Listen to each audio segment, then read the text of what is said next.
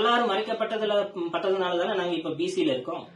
Original ST தானே நாங்க. இதுக்கு முன்னாடி வந்து எஸ்டி பட்டியல்ல தான் இருந்தது. அதுக்கான ஆதாரங்கள் இருக்கு, சாட்சி இருக்கு, எவிடன்ஸ் இருக்கு, எல்லாமே இருக்கு. அப்ப எஸ்டி பட்டியல வந்து உங்களை பிசி பட்டியலுக்கு மாற்றியதற்கான அந்த காரணமே இல்ல.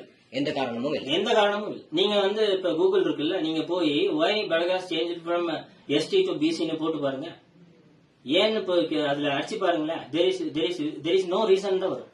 எந்த காரணமும் இல்ல, தெரியல யாருக்குமே. சரிங்களா? என்ன எங்களோட ஆய்வுப்படி அதுக்கப்புறம் பிற்காலத்துல அது ஆராய்ந்து அதுல என்ன ஒரு விடயம் வந்திருக்குன்னா, ஒரு வேளை இந்த படகாசுக்கு வந்து நிறைய சொத்துக்கள் இருந்திருக்கீங்க. நீலகிரி மாவட்டத்தில் நிறைய சொத்துக்கள் இருக்கு. எஸ்டியா இருக்கிற வரைக்கும் அவனோட சொத்தை யாரும் வாங்க முடியாது.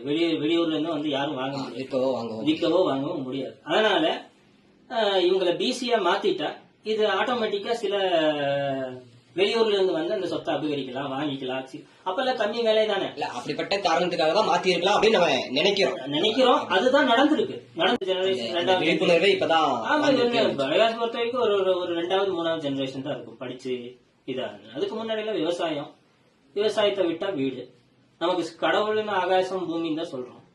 ஆகாயம் பூமி தான் கடவுள். இன்னும் இறையோடையா எத்தையம்மன் தான் எங்களோட குலதெய்வம்.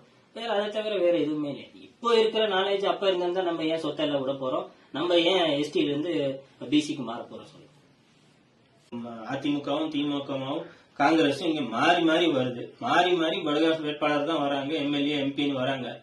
ஏதாவது நாங்க பல வருடங்களா கோரிக்கை என்ன, எங்களை வந்து பிசில இருந்து எஸ்டிக்கு மாத்துங்க. அது வரும்போதெல்லாம் ஒரு எலெக்ஷன்லயும் நாங்க வந்தா செய்யறோம், வந்ததுக்கு அப்புறம் ஒண்ணும் செய்ய மாட்டோம். இப்படிதான் போயிட்டு இருக்கு. இப்போ அது